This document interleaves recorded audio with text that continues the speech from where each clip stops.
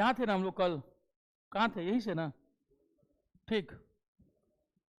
Supreme court के न्यायाधीश के लिए योग्यताएं, अच्छा हाँ यही वाला था, इतना हम लोग देख लिए थे। ये वो भारत के नागरिक हों, किसी हाईकोर्ट या दो से अधिक हाईकोर्ट्स में ही वो 5 साल तक जज रहे हों, या उसी कंडीशन में 10 साल तक अधिवक्ता रहे हों। वकील नहीं, लॉयर नहीं, अधिवक्ता का मतलब होता है एडवोकेट, जो प्रैक्टिसिंग लॉयर होते हैं, ठीक है, जो कोर्ट में प्रैक्टिस कर रहे होते हैं।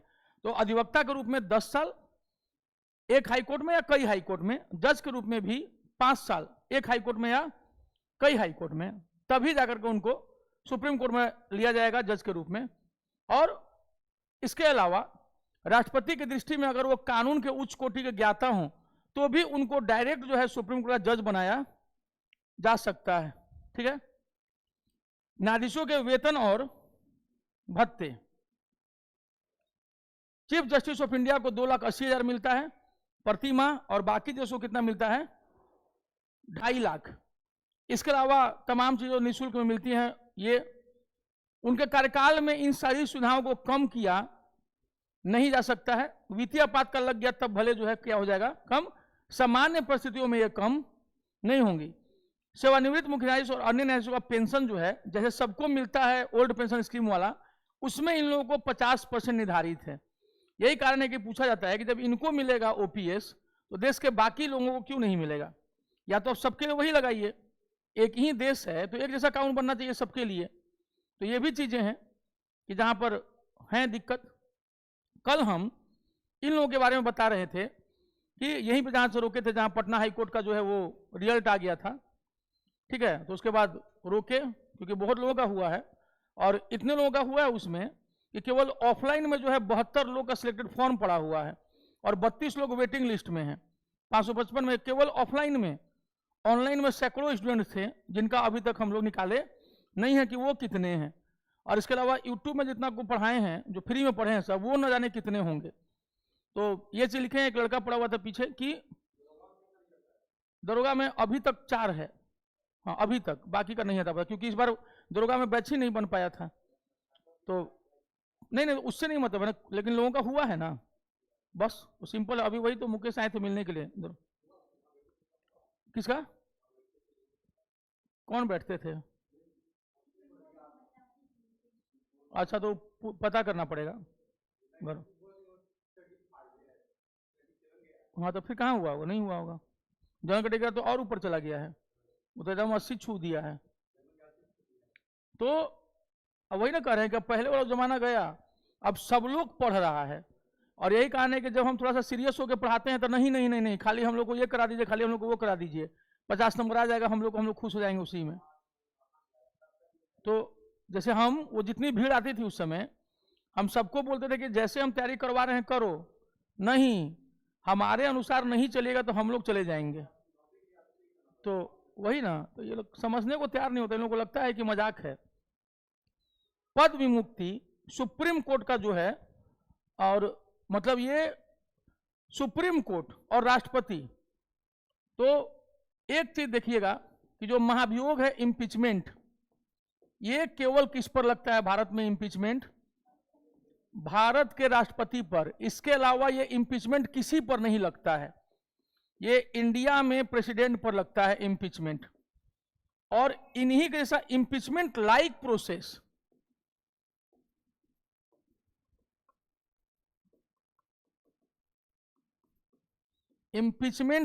प्रोसेस महाभियोग जैसी प्रक्रिया, सदृश नहीं, सदृश प्रक्रिया, ये लगता है सुप्रीम कोर्ट के चीफ जस्टिस प्लस ऑल जजेस, हाई कोर्ट्स के चीफ जस्टिस प्लस ऑल जजेस,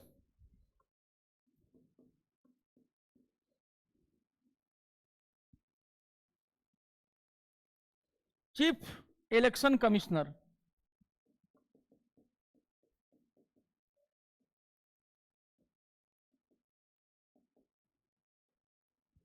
और controller and auditor general CAG.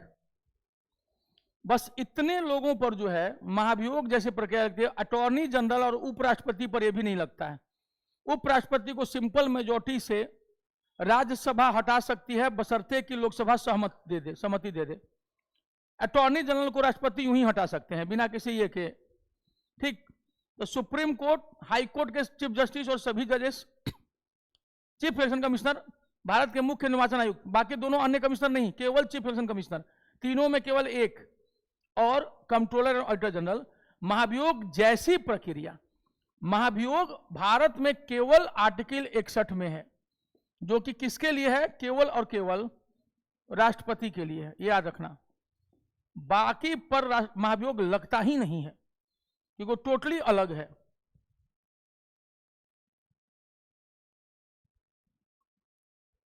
अब दोनों में अंतर क्या है? महाभियोग क्या है और महाभियोग जैसी प्रक्रिया क्या है? Impeachment like process. What is impeachment like process? बढ़ा दें आगे।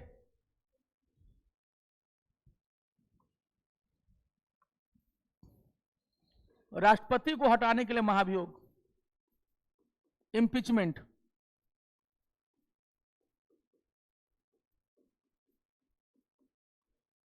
और बाकी के लिए इंपीचमेंट लाइक प्रोसेस।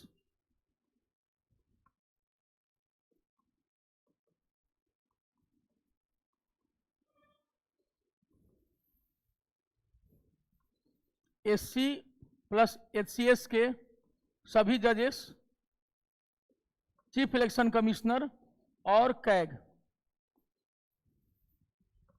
राष्ट्रपति व प्रेसिडेंट पर महाभियोग।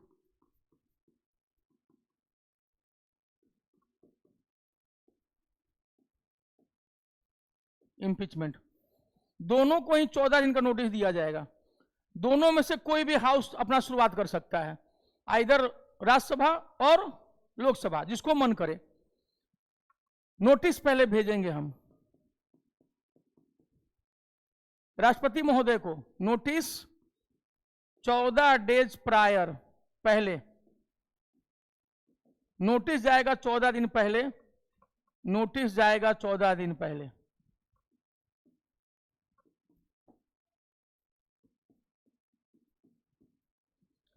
नोटिस भेजने के लिए क्या करना होगा? नोटिस भेजने के लिए इंपीचमेंट में लोकसभा या राज्यसभा दोनों स्टार्ट कर सकता है। लोकसभा के कुल मेंबर्स का 1/4 नोटिस भेजने के लिए चाहिए। 1/4, 543 का, या राज्यसभा के कुल मेंबर्स का 1/4 चाहिए। उधर क्या चाहिए नोटिस भेजने के लिए? लोकसभा के 100 मेंबर्स, यानी 100 एमपी, लोकसभा एमपी, राज्यसभा के अलग अलग जो स्टार्ट करेगा 50 मेंबर्स। अब नोटिसें भेजने में अंतर है, देख लीजिए। तब महाभियोग किस पर लगा? राष्ट्रपति पर, उन पर लगा। अगर 1/4 तो वहां भी रहता था, कहते कि महाभियोग स्टार्ट हो गया। लेकिन वहां लोकसभा में 100 मेंबर्स चाहिए, राज्यसभा में अगर स्टार्ट होगा तो 50 मेंबर्स। अब सोचो कि राज्यसभा में 245 मेंबर्स हैं, इसका 1/4 कितना होगा? 240 का 1/4 हो जाएगा आपको 60 तो हो गया यही, 60 और 45, 5, 2 और बढ़ा दीजिए, ठीक है। तो 62 जो है वो कहां चाहिए? यहां पर। आई बस समझ में?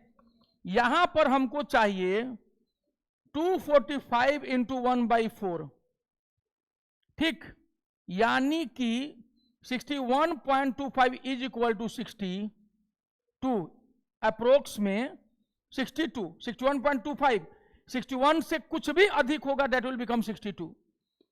राज्यसभा के कितने सांसद चाहेंगे तो राष्ट्रपति को नोटिस भेजा जाएगा? 62। यहां पर कितने चाहेंगे? 50, 12 कम हुआ। तो आसान किसको हटाना हुआ? इन लोगों को, न कि राष्ट्रपति को। लोकसभा के कुल मेंबर्स का 543 का 1/4, ठीक है। ये सीधे हो जाएगा आपको 136 के आसपास, 136 एमपी। वहां कितना है? जजेस को, कैग को, सीसी को हटाने के लिए लोकसभा में कितने लोगों का नोटिस भेजना है? 100 का। राष्ट्रपति को हटाने के लिए कितने का नोटिस चाहिए? ज्यादा कठिन किसको नोटिस भेजना हुआ? राष्ट्रपति को। इसलिए ये इंपीचमेंट है। अब चलो जो है, ये कहां गया, 14 दिन पहले नोटिस चला गया दोनों को, हो गया नोटिस। 14 दिन के भीतर भीतर नोटिस मिलने वाले लोग जो हैं वो अब आ जाएंगे और अपना जवाब देंगे। राज्यसभा ने इनिशिएट किया तो राज्यसभा में आके, और लोकसभा ने इनिशिएट किया तो लोकसभा आके कि भैया हमसे क्या गलती हो गई है जो आप लोग हमको हटाने के नोटिस भेजे हैं, बोलिए। कोई टेढ़ा हुआ तो जाएगा भी नहीं, बाण में जाओ हटा दो हमको, हम पहले रिजाइन मार देंगे, तो इंपीचमेंट पास ही नहीं हो पाएगा, या इंपीचमेंट लाइक प्रोसेस। अब वो अपना समय अब आके बताया कि नहीं नहीं आप लोग हमको गलत हटा रहे हैं, आप हम पर झूठा आरोप लगा रहे हैं। सदन जो है संतुष्ट नहीं हुआ कि भाग हट यहां से, हम ही तौर पे प्रोसेस चलाएंगे, ठीक है।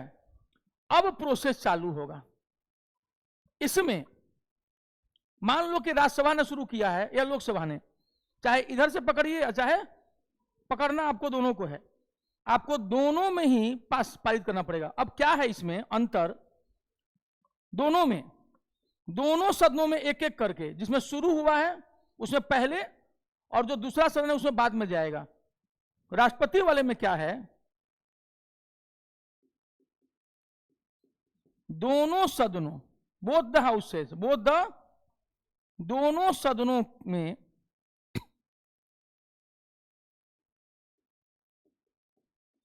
बारी बारी से,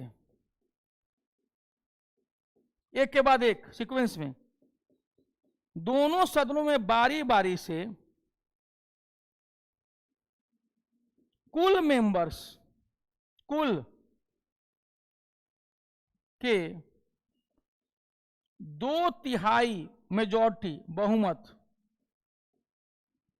से महाभियोग का प्रस्ताव पारित हो।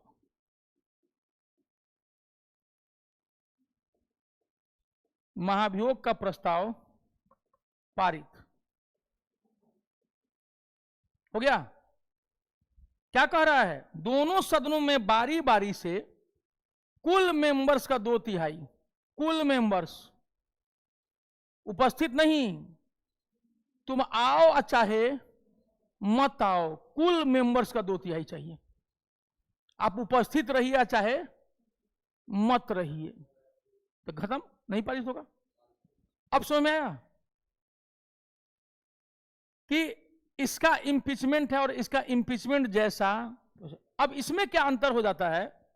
इसमें अंतर हो जाता है कि उपस्थित और मत देने वाले का 2/3, लेकिन वो 2/3 सदन के कुल बहुमत के बराबर होना चाहिए, आधा से अधिक होना चाहिए। यानी इनमें तो चाहिए एकदम प्रचंड, कुल सदन जितना लोग हैं मेंबर लोग सबका, जैसे 543 का 2/3 और उसके बाद 245 का 2/3, तभी हटेंगे राष्ट्रपति, नहीं तो नहीं हटेंगे। और जो पहला सदन शुरू करेगा दूसरा सदन अंत करेगा, और जिस दिन दूसरा सदन अंत करेगा उसी दिन राष्ट्रपति अपने आप पद से मुक्त माने जाएंगे। ठीक। इसमें क्या होता है? इन लोगों को हटाने के लिए उपस्थित, मान लो राज्यसभा ने इनिशिएट किया, 50 लोग नोटिस भेज दिया, अब शुरू हो गया राज्यसभा में, आइए जी अपना लेक्चर दिए गए, अब हम लोग प्रस्ताव पारित करेंगे। राज्यसभा के, मान लो कि राज्यसभा में बहुमत कितना हुआ 245 का? 123, 123 होता है राज्यसभा में बहुमत, यानी, और राज्यसभा में उस दिन 245 के बजाय 210 लोग आए हैं। मान लो कि 35 लोग क्या है उस दिन एब्सेंट हैं। इसमें क्या है? उपस्थित और मत देने वालों का 2/3 जो हर हाल में सदन का साधारण बहुमत हो, सिंपल मेजॉरिटी हो। यानी उपस्थित और मत देने वालों का, प्रेजेंट एंड वोटिंग, ठीक है, members who are present and voting, उनका 2/3 of the members present and voting, और जो हर हाल में सदन का साधारण बहुमत हो, दोनों में बारी बारी से, दोनों में बारी बारी से। समझ में आ रहा है? वो कुल मेंबर्स का, दोनों सदनों के कुल मेंबर्स का प्रेजेंट, लेकिन वो हर हाल में आधा से अधिक हो जाए। यानी संसद अगर लोकसभा में 2/3 हुआ तो वो किसी भी हालत में वो 2/3 272 होना चाहिए, और राज्यसभा में आया तो हर हालत में ये 2/3 जो है 123 होना चाहिए। 123 से एक भी कम होगा तो जज साहब के खिलाफ जो है प्रस्ताव गिर जाएगा। ठीक है, जज साहब के खिलाफ प्रस्ताव गिर जाएगा। मान लीजिए कि 210 लोग आए हैं तो कुल सदन में तो 3500 कम है, तो 210 का 2 सब वोट दे रहा है तो उसका 2/3 हो जाएगा 140। 140 123 से अधिक है कि नहीं है? 123 से उससे अधिक है तो पारित हो गया। लेकिन अब रुकिए, अभी लोकसभा बाकी है। अब लोग समझ जाएगा 543, उस दिन मान लो कि 450 लोग आए हुए हैं, 93 लोग एब्सेंट हैं, 450 लोगों में से 2/3 हुआ 300 लोगों ने पारित कर दिया और 150 ने विपक्ष में दिया, तो ये 300 272 या उससे अधिक है कि नहीं है? पारित हो गया। लेकिन उतने में वहां खेल बिगड़ जाएगा। राष्ट्रपति में 543 का 2/3 कितना होगा? उतना हर हाल में होना चाहिए। 543 का 2/3 कितना होगा?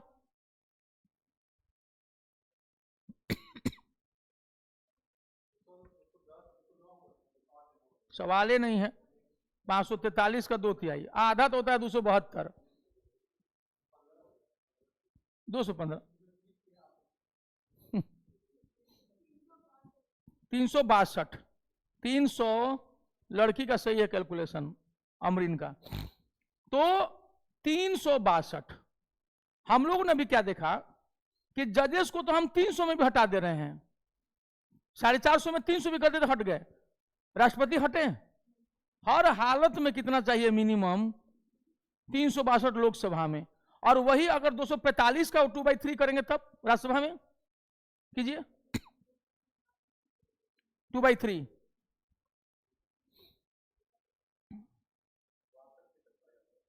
हम्म 163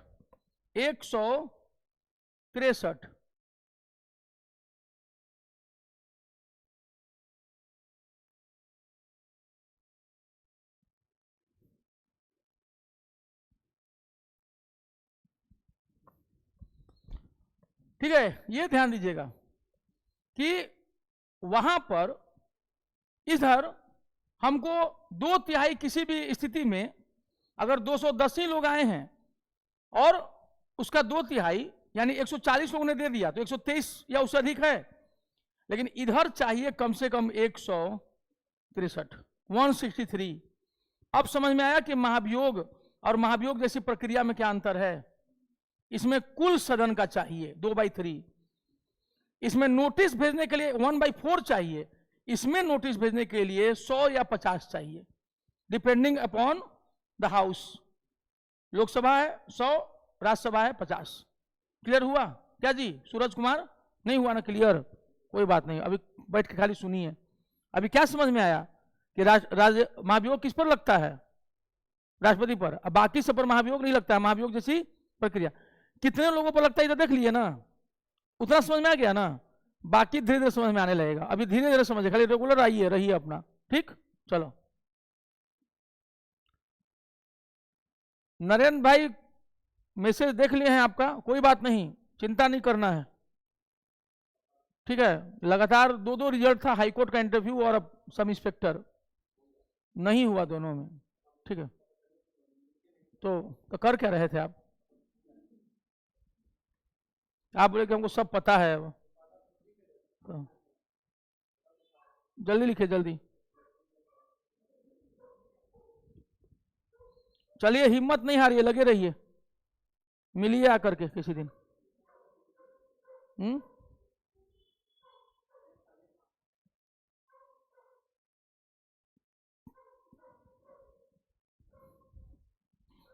और किसी को फोटो लेना है? हम थे कि नहीं उसमें? हो गया ना, चलिए।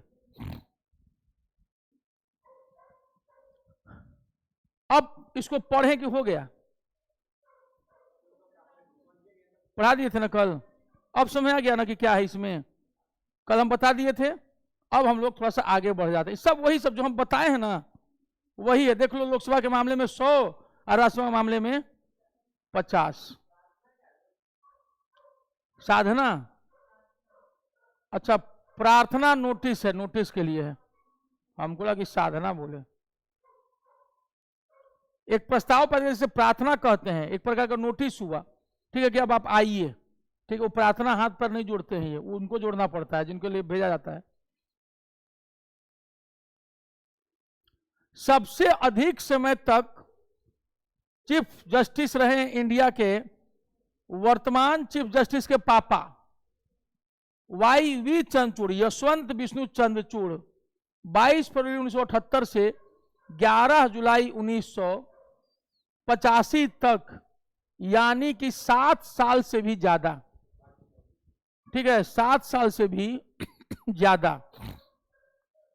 सबसे कम समय तक मुख्य न्यायाधीश के पद पर रहने वाले थे कमल नारायण सिंह, मात्र 17 दिन। KN सिंह, मात्र 17 दिन। जब भारतीय न्यायिक पद्धति में लोकहित मुकदमा PIL, public interest litigation, PIL, public interest litigation,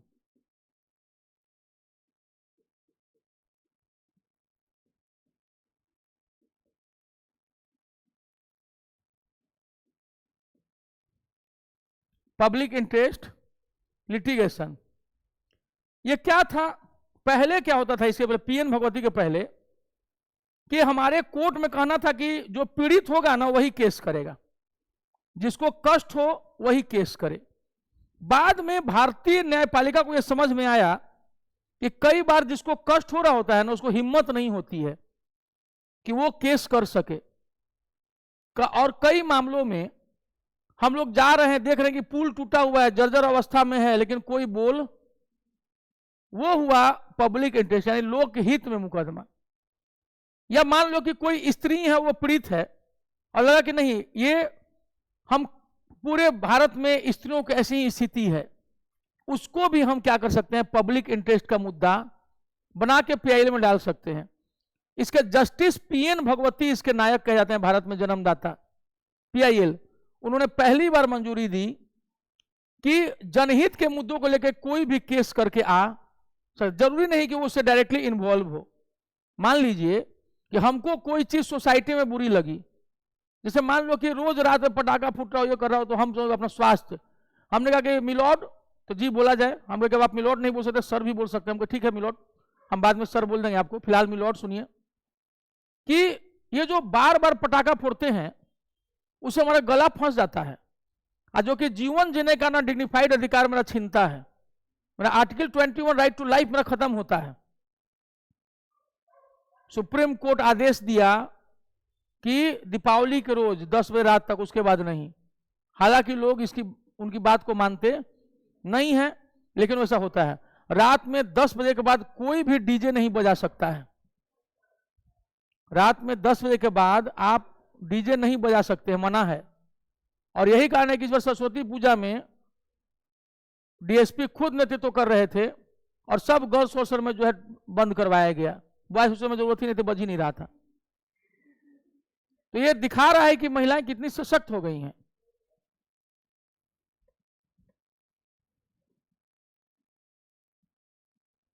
तब पीएन भगवती याद रहेंगे, PIL, उसका full form public interest litigation. Litigation का मतलब होता है याचिका, याचिका दायर करना कि प्रभु यह मेरी याचिका है, इसको ग्रहण किया जाए, इसको रिसीव कीजिए, लिटिगेशन कहते हैं उसको, ठीक है। वो केस एक प्रकार का। ये समझ में आया जी? ये निकल गया, कोई बात नहीं। और रोज आना है, एक दिन नागा किए ना तो फिर हम पूछेंगे। सर्वोच्च न्यायालय के न्यायाधीश अवकाश प्राप्त करने के बाद भारत में किसी भी न्यायालय या किसी भी अधिकारी के सामने वकालत नहीं कर सकते हैं। सुप्रीम कोर्ट के जज साहब, जैसे मार्कंडेय काटजू जी हैं, ठीक है, अवकाश बंद करने के बाद भारत के किसी भी न्यायालय में या किसी भी अधिकारी के सामने वकालत नहीं कर सकते हैं। कारण उसका लेवल जो है ऊंचा रहता है, और उन लोगों को अलाउ नहीं है कि आप किसी के सामने जाके अपना डिग्निटी को खराब करें। हाँ, जांच कमेटी मेंबर बन सकते हैं, जांच कमेटी मेंबर है ना, अध्यक्ष हैं, मेंबर हैं, उसमें उनका डिग्निटी थोड़ी जा रहा है। मान लीजिए कि सुप्रीम कोर्ट के हम जज हैं, हम सुप्रीम कोर्ट के चीफ जस्टिस हो गए इंडिया के, और हम रिटायर कर गए आज। अब कल से हम सुप्रीम कोर्ट में जो प्रैक्टिस करना शुरू कर दिए, आप हमारे जूनियर जज थे, हम आ गए आपके कोर्ट में वकील बन करके। हम क्या, और निरंजन सर, हम अब वकील हैं, हम आप जज हैं, कैसा लगेगा? समझ गया? और आप अब चीफ जस्टिस हैं, मेरे बाद वाले, और हम आपके सीनियर थे। अभी एक दिन पहले तक आप मेरे सामने, हम घुसे, आप खड़े हो गए, अब हम घुस रहे हैं और आपको कर रहे हैं, हो गया उल्टा, इसलिए रोका गया है। आई बात समझ में? ताकि वो कोरम जो है, डिकोरम, वो मेंटेन रहे, ठीक। इसलिए सुप्रीम कोर्ट के रिटायर्ड जज किसी के सामने प्रैक्टिस नहीं कर सकते, रोका गया उस कोरम को।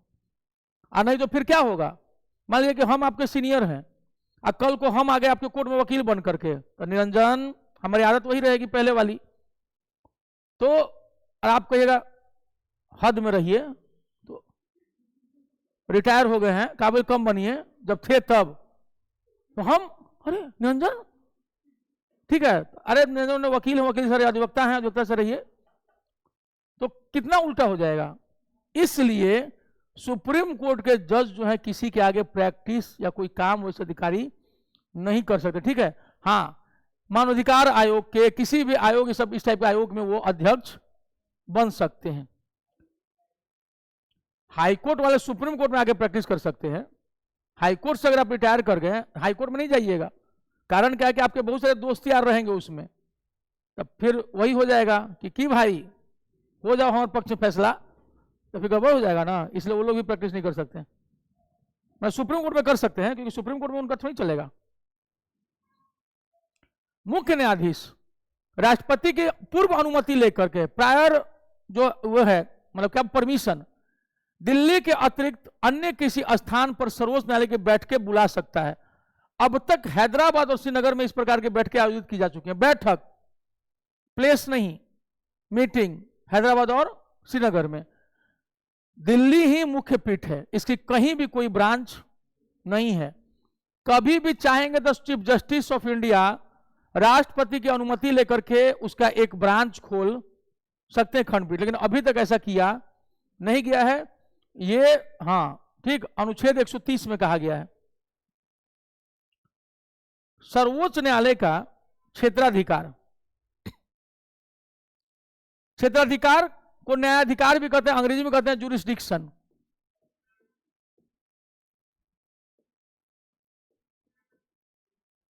जुरिस्डिक्शन, ठीक है। सर्वोच्च न्यायालय का क्षेत्राधिकार, पहला प्रारंभिक क्षेत्राधिकार, ठीक है, ओरिजिनल जुरिस्डिक्शन, ओरिजिनल, प्राइमरी मत कर देना, ओरिजिनल। मूल क्षेत्राधिकार भी कहते हैं, जो क्या कहते हैं, मूल क्षेत्राधिकार, ओरिजिनल जुरिस्डिक्शन, ओरिजिनल, मूल क्षेत्राधिकार या प्रारंभिक क्षेत्राधिकार।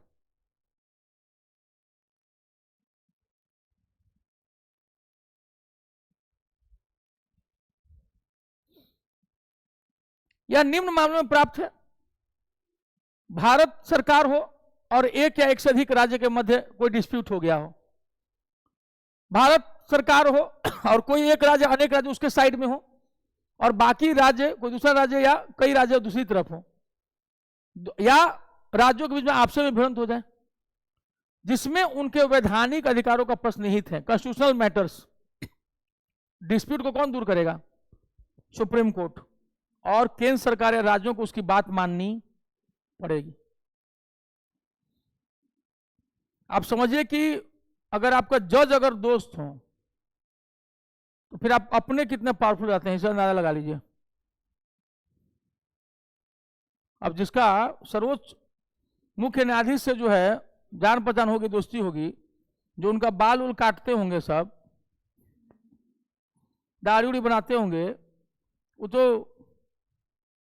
जी अच्छा है, एकदम मसाज वसाज करते खट खट खट खट के मार एकदम जैसा बोलो क्या तुमको जैसा भी वो फैसला दे इस मैटर में मेरा फंसा हुआ है, वो सब भी उसी रह। खैर ये सब तो ऐसे कह रहे हैं मजाक। अभी कल ही जो रिजल्ट आया पटना हाई कोर्ट का, ये एकदम फेयर है, मतलब मैंने होने को तो बहुत जगह सब कुछ हो जाता है, लेकिन देख करके ऐसा लग रहा है कि कई युवा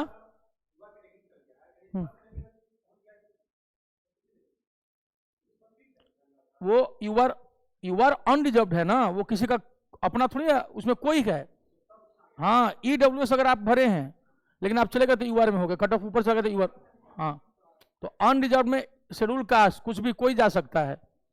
अनडिजर्व लगता लोगों को कि जनरल के लिए नहीं, वो सबके लिए है।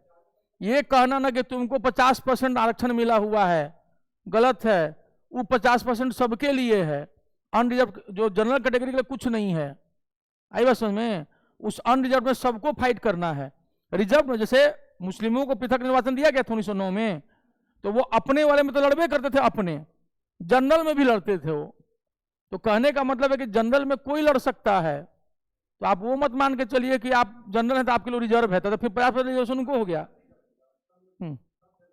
तो उसमें से कई मेरे स्टूडेंट हैं जो ओबीसी ईबीसी में है, यूआर में रिजल्ट है, ठीक है, तो वैसा नहीं। हाँ तो संख्या जो है उसी हिसाब से हाँ आ गए तो हाँ। लेकिन हमारा ये कहना है कि मान लो कि अगर आपने पीटी में उसका फायदा उठाया हो अपने कैटेगरी का, तो फिर तो आपने एक बार उठा लिया, तो फिर दोबारा आपको फाइनल ईयर में यूआर क्यों दिया गया? क्योंकि एक बार आपने पीटी में अगर अपना रिजर्वेशन का फायदा उठा लिया तो आपने तो उठा लिया ना इस एग्जाम प्रोसेस में, तो फिर फाइनल ईयर में आपको क्यों दिया जाए? लेकिन होता क्या है कि आदमी मतलब जैसे इसको भी हम जनहित याचिका का मुद्दा बना के भिड़ सकते हैं। जैसे टीना डाबी जो है वो अगर शेड्यूल कास्ट में नहीं होती तो जीवन में उसका पीटी कभी नहीं होता आईएएस में, क्योंकि शेड्यूल कास्ट में थी इसलिए 0.5 से उनका पीटी हुआ था, कट ऑफ बहुत नीचे गया था। लेकिन वही लड़की मेंस में टॉप कर गई इंडिया में, और अगर वो ओबीसी भी होती ना तो उनका पीटी नहीं होता और फिर वैसे ही गुमनामी में खो जाती। लेकिन वो टीना डाबी बन गई क्योंकि नसीब नहीं, मेंस में तैयारी। हम हमेशा बोलते हैं कि अगर आप बीपीएससी की तैयारी करते हैं तो पहले मेंस मजबूत करो और इंटरव्यू मजबूत करो। यहाँ उल्टा चलता है, यहाँ पहले पीटी मजबूत करते हैं सब, 5 साल उसी में मजबूत कर देते हैं, और उसके बाद इतना फ्रस्ट्रेट हो जाते हैं कि अब मेंस करने की तैयारी नहीं, हिम्मत नहीं होता। तो इसीलिए कहते हैं कि ये लड़ाई जो है वो ऐसे ही है। सोचिए कि जब हम अंतिम बार आईएएस में छठे थे कैसा लगा होगा, क्योंकि उसमें तो दूसरा अटेम्प्ट भी नहीं था। और यहाँ हम बोलते हैं कि अरे यार दरोगा में छट गए हो, चाहे इसमें उसमें, वही तो कितना आएगा, कई नौकरियां आएंगी। और आईएएस में जनरल कैटेगरी के नाते उस समय 4 अटेम्प्ट था, आपका लिमिटेड था, और जब चौथा अटेम्प्ट खत्म हुआ, रिजल्ट आया कि नहीं हुआ फाइनल सिलेक्शन, तो सोचिए कि उस समय गूंज क्या रहा था कि अब तुम जीवन में कभी नहीं बन सकते हो। तो दोनों में जमीन आसमान का अंतर होता है। आईएएस में होता था 1 अटेम्प्ट गया, अरे अभी 3 अटेम्प्ट है, दूसरा गया था कोई बात नहीं भाई 2 गो है अभी भी, जब तीसरा गया तब लगा कि तो साला नौटंकी हो गया, ये तो खतरा हो गया एकदम। और लास्ट में होगा नहीं होगा और, तो ये बहुत होता है, ठीक है। तो उस समय बताने वाला कोई नहीं होता है ना कि अपना पहला ही अटेम्प्ट को अंतिम अटेम्प्ट बना लो आईएएस में, तो आप गाइडेंस के भाव में बर्बाद हो जाते हैं। यहां तो है कि चलो अभी नहीं तो फिर दूसरा में, मान लीजिए कि एक सब इंस्पेक्टर में नहीं हुआ आपका, या कि बहुत सारे ऐसे एग्जाम है जिसमें आप निकाल सकते हैं अपनी मेहनत करके। सब इंस्पेक्टर क्या है, हम कभी जीवन में उसका फॉर्म नहीं भरे हैं। तो अब आप कहिए कि अरे आप बहुत एरोगेंट है, जाखड़ है, हमारा अपना हम नहीं है, हमको नहीं लेवल है उसमें, हम हम उसको अपने आप को बहुत ये मानते हैं, हम हैं, मान लीजिए कि हाँ घमंडी हैं। तो अब यहाँ के लोगों के लिए हम उसी अब जवाब देते हैं। हाँ, तो वही कह रहे हैं कि पर्सनल चॉइस है मेरा, किसी को वही बहुत अच्छा लग सकता है, लेकिन किसी को आप देखिएगा कि वो आईपीएस भी नहीं लेना चाहते। कई लड़कियों को हम जानते हैं जो आईपीएस तक नहीं बनना चाहती हैं, वो आईएएस के बाद सीधे आईआरएस डाल देती हैं अपना। और कई लड़कियां उनको लगता है कि नहीं हम वर्दी ही पढ़ेंगे, हम आईएएस नहीं लेंगे। तो अपना अपना चॉइस है, तो मेरा अपना चॉइस है। तो हम यूपीएससी के अलावा, आईएएस के अलावा किसी दूसरा को लगाए ही नहीं तो सीधे पढ़ाएंगे। हुआ वही, पढ़ा रहे हैं। तो दो ऑप्शन था, या तो वहां नहीं तो यहाँ, दूसरा मिल गया क्योंकि ये मेरा अपना था, वहां तो यूपीएससी का था, यहाँ पे क्या कीजिएगा, यहाँ तो हम पढ़ाएंगे ही। प्रारंभिक क्षेत्राधिकार के अंतर्गत सर्वोच्च न्यायालय उसी विवाद के निर्णय के लिए स्वीकार करेगा जिसमें किसी तथ्य या विधि का प्रश्न शामिल है। यानी सुप्रीम कोर्ट आपके राज्यों के फालतू लड़ाई को नहीं एक्सेप्ट कर लेगा जिसमें कोई तर्क हो, फैक्ट हो, ठीक है, और वो संवैधानिक रूप से कोई प्रश्न छिपा हुआ हो, तभी जो है उसको जो है स्वीकार किया जाएगा। अपीलीय क्षेत्राधिकार, मूल या प्रारंभिक क्षेत्राधिकार, ओरिजिनल जुरिस्डिक्शन के बाद ये आता है आपका अपीलेट जुरिस्डिक्शन।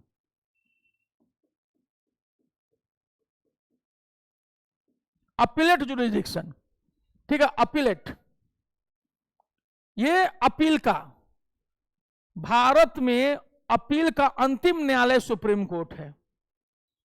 आपको लोअर कोर्ट ने सजा दे दी, आप बचने के लिए हाई कोर्ट गए, हाई कोर्ट ने आपको सजा दे दी, आप बचने के लिए सुप्रीम कोर्ट गए, सुप्रीम कोर्ट ने आपको सजा दे दी, हो गया लाहौल बिलाक हुआ, तब गए। अरे वो मृत्यु दंड में ना आजीवन कारावास दे दिया, तो राष्ट्रपति क्या करेंगे, मान लीजिए कि हमको पता है कि मृत्युदंड के लिए जा सकता है वहां, तो हम उसकी समीक्षा कर देंगे। तो अपील का अंतिम न्यायालय कौन है? अगर इसके फैसले का, मान लीजिए कि इसने आपको मृत्युदंड दे दिया और आप गए राष्ट्रपति महोदय के पास 90 दिन के भीतर भीतर आपने कर दिया अपील, राष्ट्रपति महोदय भेज देंगे गृह मंत्रालय को, केंद्र सरकार को, गृह मंत्रालय एक समिति गठित करती है कि क्या कर रहे हैं, अटॉर्नी जनरल, ये सब सबसे पूछा जाता है क्या किया जाए इसका, ये अपील कर दिया है वो, देखिए इसका 72 में कुछ है गुंजाइश, देखा जाता है, ये वो हर तरह की चीजें लिखी जाती हैं। और कहता है कि स्त्री है, एक बेटी है इसकी 2 साल की, कौन पालेगा, मां की जरूरत होती है बच्चे को, अच्छा चलिए इसको कम्यूट कर दिया जाए, आजीवन कारावास कर देते हैं, एक 2 साल की बच्ची की मां है वो। अब राष्ट्रपति महोदय कम्यूट, आपके मृत्युदंड के फैसले को हम बदलते हैं इसमें, अब सुप्रीम कोर्ट या तो मान लेगा, या ठीक कर दीजिए, और नहीं तो ले आएगा अपने पास समीक्षा के लिए। राष्ट्रपति के जो है ना क्षमा का अधिकार, पार्डन का, उसका भी जुडिशियल रिव्यू कर सकती है सुप्रीम कोर्ट, अगर कोई ठोस कारण नहीं हुआ तो। लेकिन अगर ऐसा मैटर रहा जिसमें कि 2 साल की बच्ची की मां है वो, तो ऐसे में अगर, एक तो सबसे बड़ी बात है कि खुद सुप्रीम कोर्ट ही उसको आजीवन कारावास में बदल देगी, वो जाएगा ही नहीं, ऐसा मैटर रहा तो न गया है? जेल में रहने के बाद मान लीजिए कि जैसे कि शादीशुदा है महिला और हाईकोर्ट ने उसको सजा दे दिया, ठीक, इसी दरमियान उसके पिताजी की मृत्यु हो गई, ठीक है, शादीशुदा है, पिताजी के काम क्रिया में उसको पैरोल पर जाने की छूट मिली पुलिस के ये में, वो घर में गई, पतिदेव से मिली, हाँ, जेल में, ठीक है। तो जैसे बहुत लोगों को ये लगता है, मैं दोनों चीज हम बता दे रहे हैं, बहुत लोगों को लगता है कि जो वो जेल में थी तो कंसीव कैसे कर ली, कई बार पैरोल पर भी छोड़ा जाता है, और कई बार कोर्ट में आया है कि मेरा ये मौलिक अधिकार है शादी करना। अभी आप देखिएगा कि काला जथेड़ी गैंग, ठीक है, वो डॉन और डॉन जो है अनुराधा, दोनों ने शादी की जेल से। डॉन, जो लेडी डॉन थी वो पहले से बाहर थी 6 महीना से, और जो मैंने जो पुरुष डॉन थे वो जो है काला जठेड़ा, उनको पैरोल पर 6 घंटे का पैरोल दिया गया कि जाओ शादी करो, 9 बजे जाओ और चुपचाप जो है 3 बजे तक आ जाना, मतलब 10 से 6 या 9 से 5 ऐसी कुछ था, मैं जो भी कहा कि 6 घंटे का पैरोल था, आ जाओगे। 250 पुलिसकर्मी सुरक्षा में लगे हुए थे तैनात कि कोई दूसरा गैंग हमला ना कर दे, ठीक है। और दोनों लेडी लेटर डॉन का जो है आपस में ब्याह हुआ, ठीक है। अब कल को वो दोनों ये राइट मांग सकते हैं कि लेडी डॉन कह सकती है कि हमको मां बनने का मेरा राइट है, हमको भेजा जाए मेरे पति को बाहर कुछ समय के लिए, ये एक वो राइट है। दूसरा, माता जो है छोटी बच्ची की मां बनी और किसी केस में उसको जेल भेजा गया, ठीक है, बच्ची 1 महीने की है, अब क्या होगा? उसको दूध पीना उसका राइट है, राइट टू लाइफ। बच्ची को मां के साथ जेल में रखा जाएगा पूरी सुरक्षा के साथ, वो अपने बच्ची को लेकर साथ में रहेगी, बकायदा सीसीटीवी लगा रहेगा कि ताकि कोई दूसरा कैदी उसको दिक्कत न करे।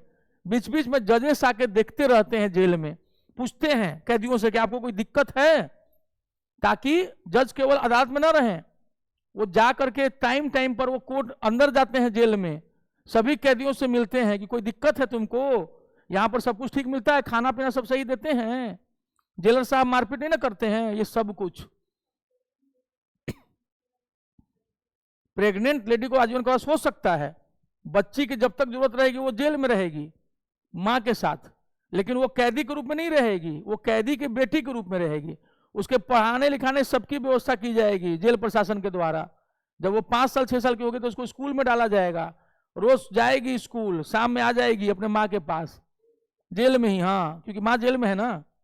और अगर परिवार को लगेगा कि नहीं हम लोग अब बाहर रखेंगे उसको, बच्ची को, तो आप ले जा सकते हैं बाहर, वो थोड़ी कैदी है, वो तो माँ से उसको दूर नहीं रखा जाएगा जब तक छोटी है वो, जब तक उसकी जरूरत है तब तक। जब लग जाए, अब मान लो कि अच्छी आने लगी, नहीं ना माँ के साथ रहो, ठीक है। तो ये तमाम तरह की सुविधाएं हैं, हमारा कानून उतना भी ये नहीं है, ठीक।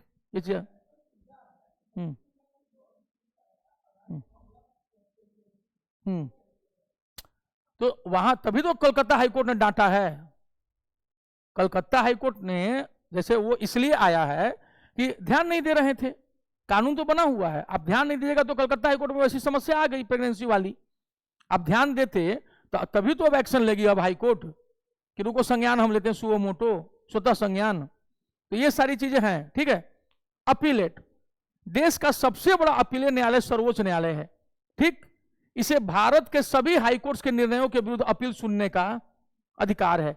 इसके अंतर्गत 3 प्रकार के प्रकरण आते हैं, कॉन्स्टिट्यूशनल, ठीक है, जो मतलब ये एसेचुअरी टाइप का हो गया, संवैधानिक रहता तो आता, ये एसेचुअरी जो संसद जो कानून बनाती है ना, वो दीवानी, सिविल, पैसा कौड़ी वाला, फौजदारी, क्रिमिनल।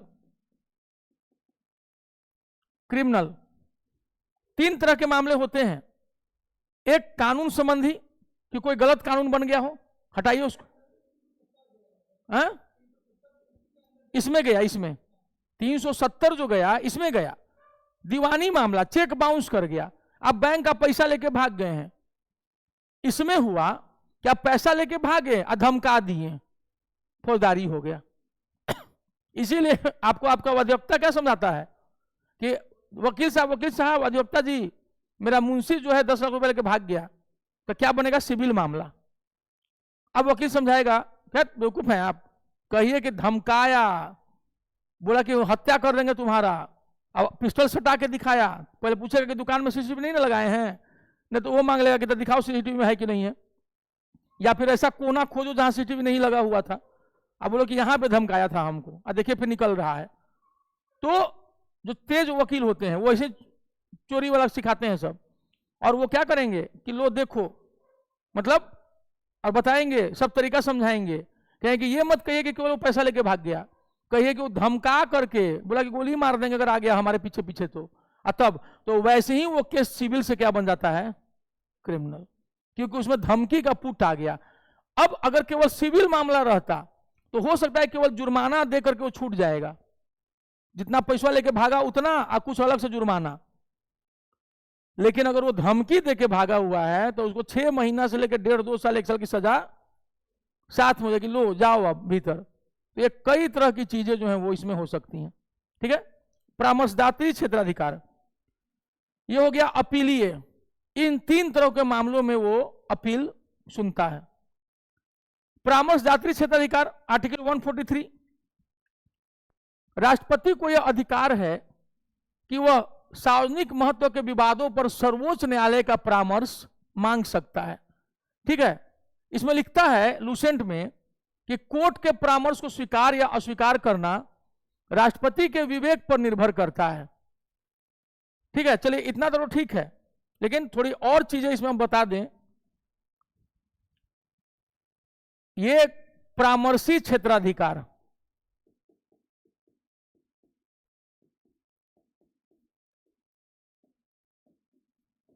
यानी कि एडवाइजरी जुरिस्डिक्शन,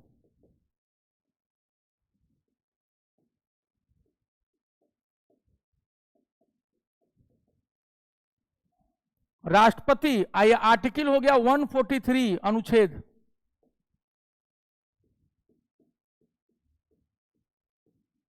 राष्ट्रपति दो तरह के चीजों को सुझाव मांग सकता है। विधि,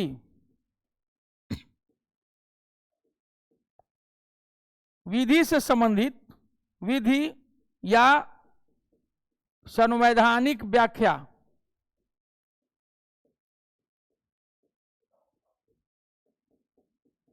से संबंधित परामर्श।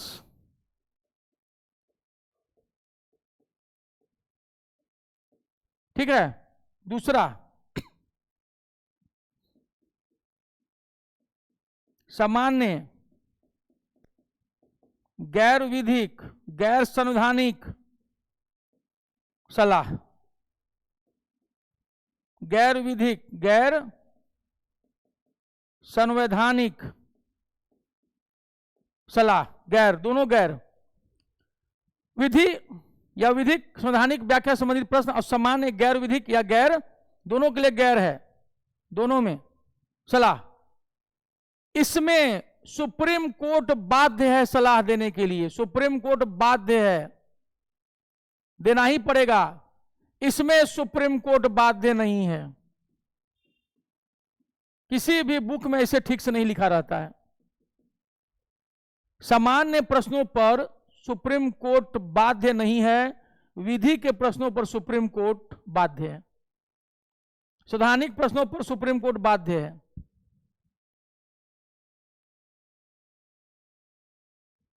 परामर्शी क्षेत्राधिकार, अगर राष्ट्रपति ने कानून संबंधी, संविधान संबंधी कोई प्रश्न पूछ लिया है, राष्ट्रपति महोदय को बताने को बाध्य है। दोनों ही स्थितियों में राष्ट्रपति मानने को बाध्य नहीं है।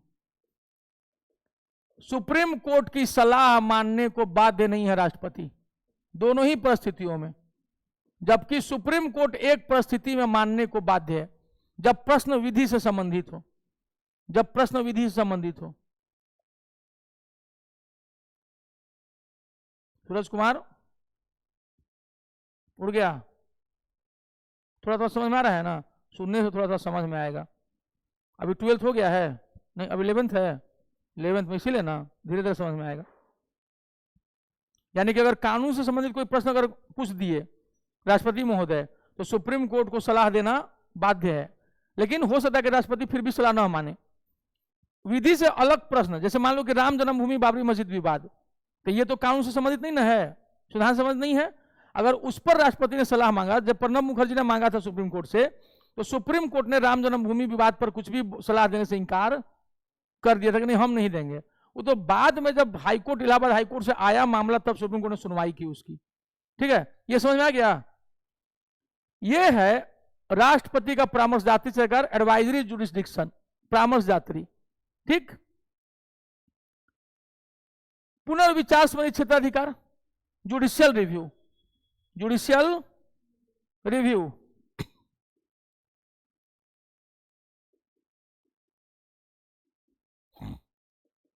Review, review jurisdiction. संविधान के आर्टिकल 137 याद रखना, अनुसार सर्वोच्च न्यायालय को अधिकार प्राप्त है कि वो स्वयं द्वारा दिए गए आदेश या निर्णय, आदेश को अंग्रेजी में ऑर्डर, निर्णय को जजमेंट कहते हैं। ऑर्डर बीच में दिया जाता है केस के, जजमेंट, निर्णय लास्ट में दिया जाता है। जजमेंट में, जज में भले JUDGE होता है, लेकिन अब नई प्रकार के इंग्लिश में जजमेंट में जी के बाद ई नहीं होता है। आदेश कोर्ट में केस चल रहा है, जज ने आदेश दिया है निर्माण कार्य रोको, जब निर्णय आ जाएगा तब अपना निर्माण कार्य शुरू करना, रोको, stay order, this is order, आदेश, निर्णय, फैसला आ गया, निर्णय, ठीक है, पर पुनर्विचार कर सके तथा यदि उचित समझे तो उसमें आवश्यक परिवर्तन कर सकता है। यही नहीं, अपने इस अधिकार के तहत सुप्रीम कोर्ट संसद और विधानमंडल द्वारा बनाए गए कानून की भी समीक्षा कर सकता है। अपना आदेश तो है ये जो है,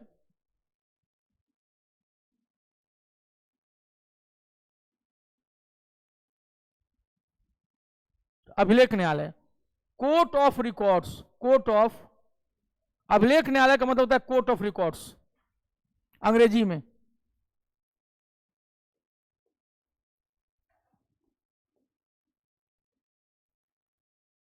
कोर्ट ऑफ रिकॉर्ड्स, अभिलेख न्यायालय। संविधान का अनुच्छेद 129 सर्वोच्च न्यायालय को अभिलेख न्यायालय का स्थान प्रदान करता है, कहता है कि इसका कोई भी निर्णय भारत के किसी भी न्यायालय में लागू होगा। अगर सुप्रीम कोर्ट ने निर्णय सुना दिया, ठीक है, कि ऐसी स्थिति में ऐसा होगा, तो भारत के किसी भी न्यायालय को उसके आदेश को मानना है, ऐसी स्थिति में ऐसा ही होगा। इसका आशय है कि न्यायालय के सभी निर्णयों को रिकॉर्ड या अभिलेख के रूप में सुरक्षित रखा जाता है। इन विषयों को भविष्य में देश के किसी भी न्यायालय में नजीर के रूप में, एग्जाम्पल के रूप में, उदाहरण के रूप में पेश किया सकता है।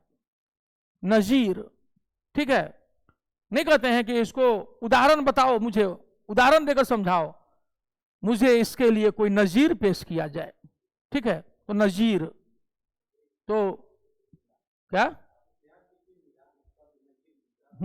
एग्जाम्पल, ठीक है।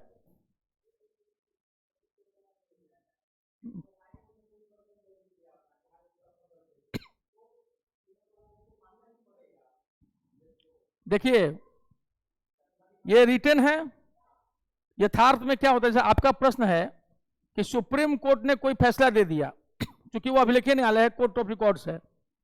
इसी तरह का मामला चल रहा है लोअर कोर्ट में या हाई कोर्ट में।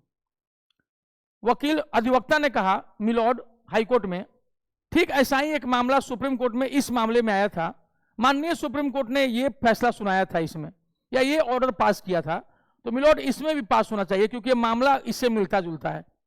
हाई कोर्ट के जज साहब देखेंगे। अब उनके मन में आया कि हमको नहीं देना है इसको रिलीफ, नहीं नहीं नहीं, वो आपको लग रहा है कि वैसा मैटर है, वैसा मैटर है नहीं, अलग है, ले जाइए।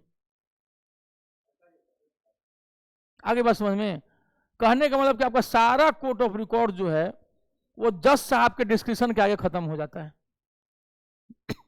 ठीक है। इसीलिए आप देखिएगा कि जो समझदार अधिवक्ता होते हैं वो जब आते हैं कोर्ट में, तो क्योंकि उनको केस जितना होता है, और जब जो आरोपी होता है, ठीक है, जिसको लाया जाता है पकड़ करके पुलिस अभिरक्षा में या किसी चीज में, वो आगे समझ में, अगर वो होशियार कैदी है तो औचार है, और अगर कोनो है टेढ़ टाइप का है, हमारा जज से कुछ हो देखेगा इसे करके। अब जज साहब रुक तोरा बताबो ही अभी समय है अथी का हम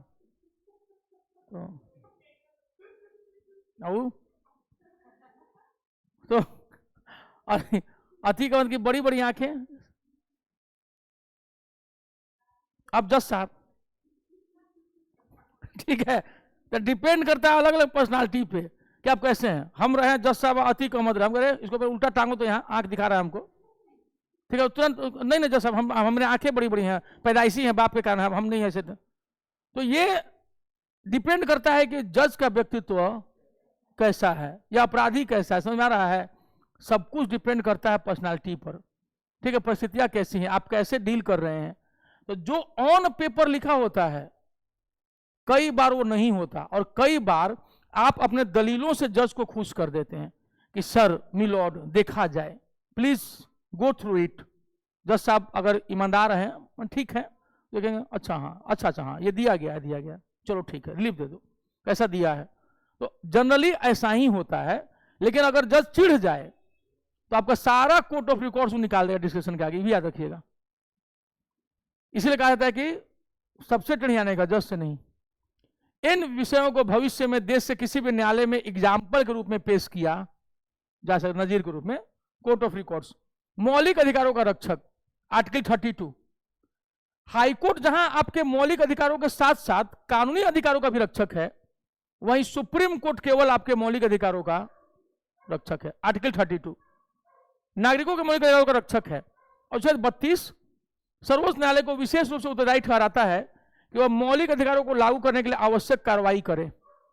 यानी अगर आपका कोई शोषण किया और आप उतर गए सुप्रीम कोर्ट में ना, तो आपको न्याय मिलना तय है।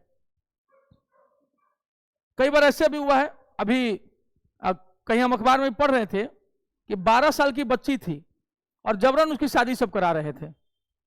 कोई इन्फॉर्म कर दिया, ठीक, जो वो जिनको नोबेल पुरस्कार मिला था, बच्चों वाले जो थे, सत्यार्थी जी, कैलाश सत्यार्थी जी, तो उनका जो संगठन था वो खबर कर दिया। एसपी डीएम जो है तुरंत आदेश दिए और शादी को रुकवा। डीएसपी एसडीएम पहुंच गए और 12 साल की बच्ची की शादी को क्या किए, रुकवा दिए। ठीक है, क्योंकि वो बाल विवाह था। अब गिरफ्तार किसी को नहीं किया गया, दोनों पर समझा दिया, दोनों लोग मान गए। और दूल्हा कहां से आया था? दूल्हा आया था गुजरात से।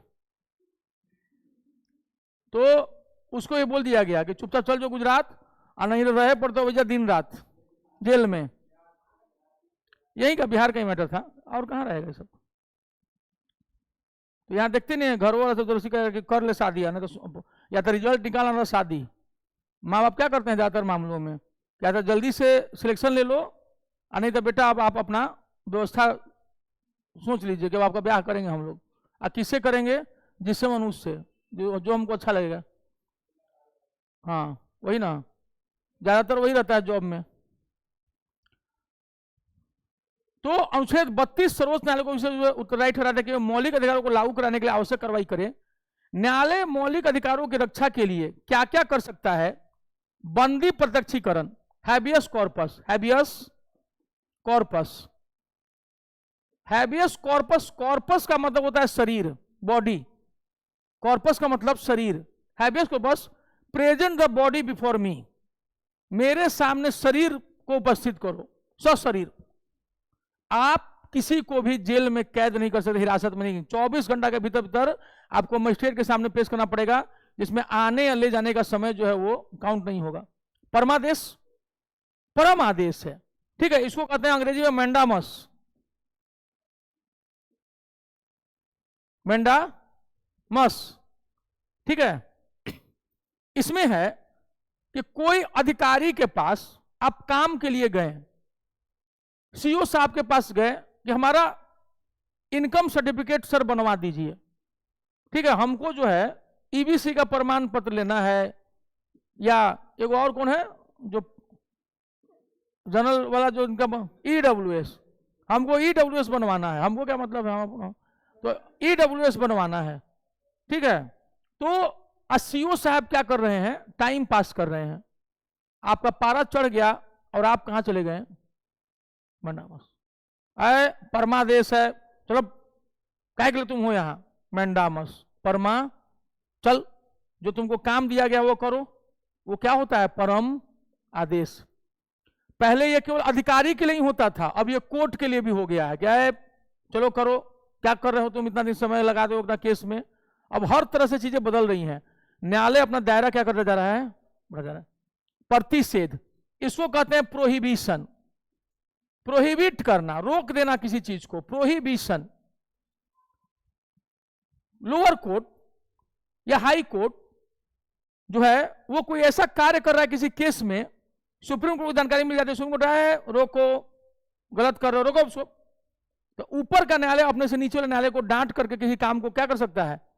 रोका है, रोक उसको, तुम्हारा ही है, तुम्हारा औकात है, तो वो रोको, ये तुम्हारे जुरिस्डिक्शन के बाहर की चीज है, रोको। तो लोअर कोर्ट रोक दिया, या हाई कोर्ट रोक दिया सुप्रीम कोर्ट के में, या हाई कोर्ट के कहने पर लोअर कोर्ट रोक दिया। ये है अधिकार परीक्षा लेख, क्वो वारंटो, ठीक है। अधिकार परीक्षा का मतलब होता है क्वो वारंटो, कौन अधिकार से बे? मान लीजिए कि अब हम जाकर के पटना डीएम के ऑफिस में बैठ गए कुर्सी पे, हम हटने को तैयार नहीं, हम नहीं हट। एक बात कर, कौन अधिकार से? सरकार ने ट्रांसफर कर दिया और हटने को कुलपति तैयार नहीं है, नहीं हम नहीं हटेंगे, हम यहीं रहेंगे, हम कुलपति हैं यहाँ के। तो कौन अधिकार से हो तुम यहाँ पर, चलो हटो। मैंने इस तरह का किस अधिकार से? को warranto, by what power, by what authority. Last है उत्प्रेषण, इसको अंग्रेजी में कहते हैं सरसियररी, ठीक है ना? सरर नहीं, सरसी अररी, इसको लोग पढ़ लेते हैं सर्टी ओरारी, नहीं, यह है सरसी अररी, ठीक है? Certiorari, certiorari, this is not certiorari, ठीक है? This is certiorari, certiorari, ठीक है? Certiorari. अब समझ आया कैसे बोलते हैं इसको?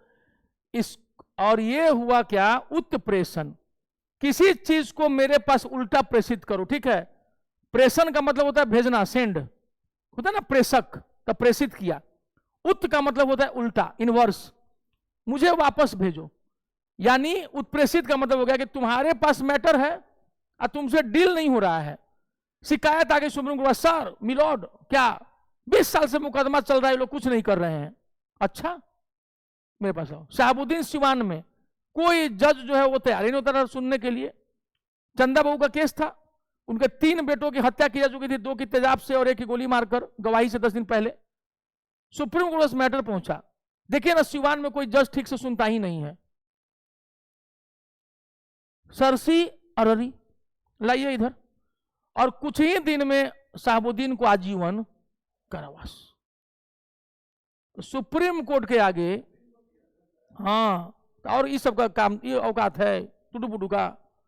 तो ये सुप्रीम कोर्ट ने संरक्षण, राजनीतिक संरक्षण मिलेगा तो जज लोग क्या करेगा?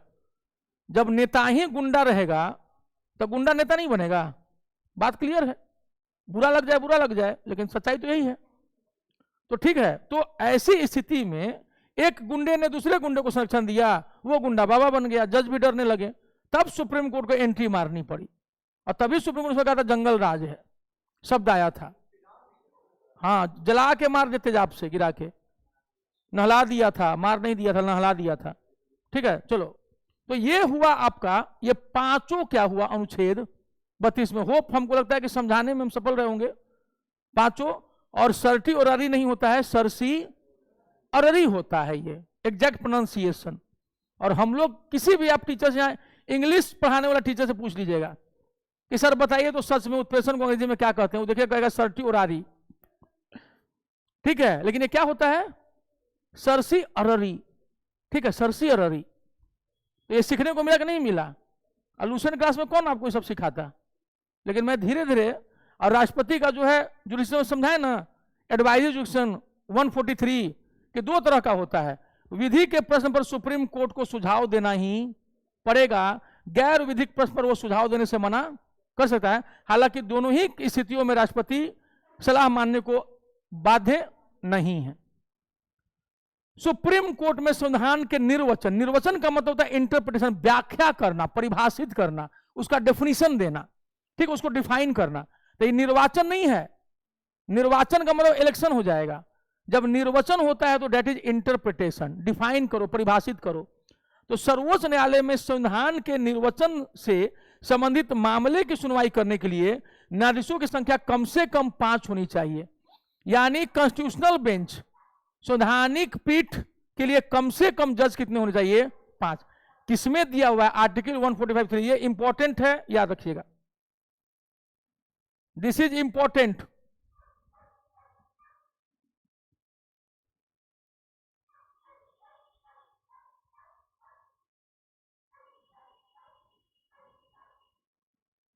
इसको कल या मंडे को, ठीक है, आज रोकते हैं 8:15, क्योंकि हमको थोड़ा सा एक लेटर डाल देना है उसके लिए।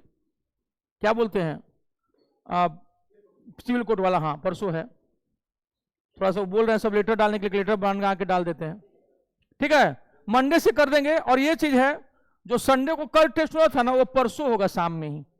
संडे को, हाँ। कारण क्या था कि अब एक तो हाईकोर्ट का रिजल्ट आया था, कल रात भर फोन आता रहा, जिनका हुआ था जिनका नहीं हुआ था दोनों, सोने नहीं दिए हमको सब। हाँ, कल 4 बजे टेस्ट, कल शाम का जो 4 बजे टेस्ट रहता था ना, वो अब संडे को हो जाएगा। हम डाल देंगे टेलीग्राम में, मैसेज चला जाएगा। नहीं अभी नहीं होगा, कल थोड़ा पेपर तैयार कर ले हम। संडे, हाँ अगला में होगा। पीडी, पीडी ना, हाँ डीपी नहीं पीडी, हाँ डीपी तो हमारा लगा रहता है। ठीक है। होली, होली कब है? 26-27 है। बिहार सरकार एक ही दिन बोली है होली में छुट्टी। पोस्टर कब बंद हो रहा है? 23 से 1 तक। अब पैसा 10 दिन का लेंगे? गजब, ये हुआ खगड़िया वाली बात। ठीक की थी। आप लोग कब से बंद हो रहा है? कब से हो रहा है उसे? और आपका खुला था? ठीक है, अच्छा है। कौन होटल हॉस्टल है? अच्छा शाहीन है, शाहीन बाग। शाहीन, शाहीन का मतलब क्या होता है? अच्छा, तो ठीक है, शाहीन। आप लोगों को रहना चाहिए उसी हॉस्टल में। चले जाइए, बात कर लेते हैं हम, खाली बस पहन लीजिएगा। ठीक है, चलो मिलते हैं हम लोग। परसों टेस्ट है, याद रखिएगा। टेलीग्राम पे हम हैं, तो नहीं आएगा। नहीं, जेपी सुला यहाँ आता कहाँ है? हाँ, वही ना कह रहे हैं।